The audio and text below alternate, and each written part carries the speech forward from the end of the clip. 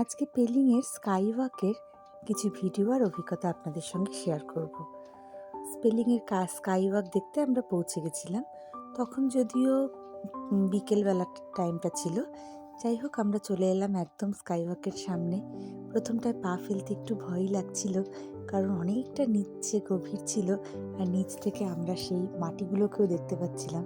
কিন্তু পরে আবার সবটাই ঠিক হয়ে গেছিল। ডান দিকে কাঞ্চনজঙ্ঘা ছিল, তার অপূর্ব ভিউ ছিল। যদিও সকালের দিকে হয়তো আরও ভালো ভিউ পেতাম, কিন্তু সব মিলিয়ে দারুণ।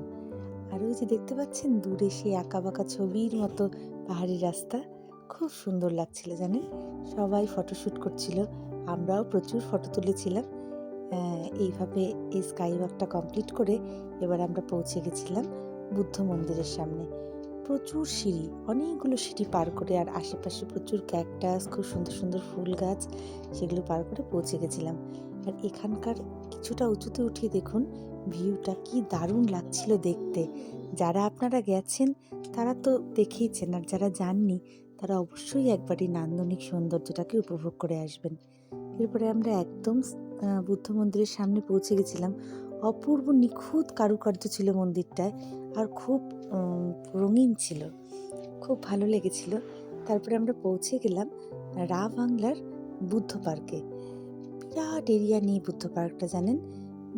এত সুন্দর, যেদিকেই তাকাচ্ছি এত ভালো লাগছিল, এত শান্ত, এত শান্তি, যে তা ভাষায় প্রকাশ করার নয়। অথচ প্রচুর লোক ছিল, তারপরে ওখানে একটা অপূর্ব নিস্তব্ধতা, অপূর্ব একটা শান্তি বিরাজ করছিল জানেন। মনে হচ্ছিল বসেই থাকি। এই সুন্দর সুন্দর বড় বড় জলের পাত্র ছিল, তাতে লেখা ছিল এগুলো মনে হয় পবিত্র, ওদের জল কোনো হবে, কিন্তু তাতে অনেক পয়সা ফেলা ছিল। আমরাও পয়সা ফেলেছিলাম, জানি না ঠিক করেছিলাম কি ভুল করেছিলাম। পয়সা ফেলে নমস্কার করছিলাম, কিন্তু ছুঁইনি। লেখা ছিল যেন আমরা না ছুঁই। মানে প্রত্যেকটা কাজে নিখুঁত কারুকার্য করে ওরা কিন্তু খুব সুন্দর ফুটিয়ে তুলেছিল। তবে মন্দিরটার কাজ সম্ভবত কমপ্লিট হয়নি, কারণ দেখছিলাম বাঁশ টাস বাঁধা ছিল।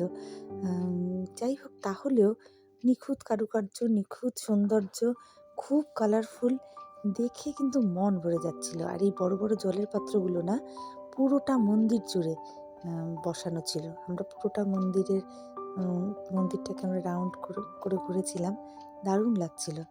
আর প্রাকৃতিক সৌন্দর্যের কথা তো কিছু বলারই নেই, সবসময় সুন্দর থাকে পাহাড়ের। এভাবে আমরা দেখতে দেখতে পৌঁছে যাচ্ছিলাম। এরপরে একদম নিচে নেমে এলাম। সেখানে ওদের ট্র্যাডিশনাল ড্রেস পরে ফটো তোলা বা ভিডিও শ্যুট করার ব্যবস্থা ছিল।